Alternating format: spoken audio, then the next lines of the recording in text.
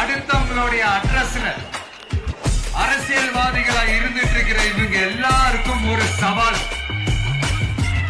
என்ன மாதிரி தனியா என்ன மாதிரி சொந்தமா ஒரு கட்சி ஆரம்பிச்சு 1% அட்லீஸ்ட் 1% வாக்கு வாங்கி காட்டுற அந்த தில் இருக்குதா, திராணி இருக்குதா?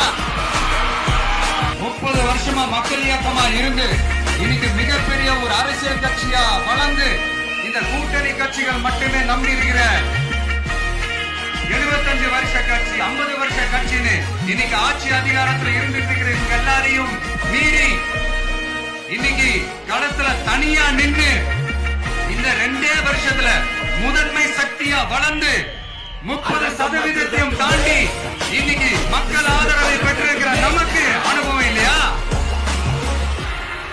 The most famous labor union leader.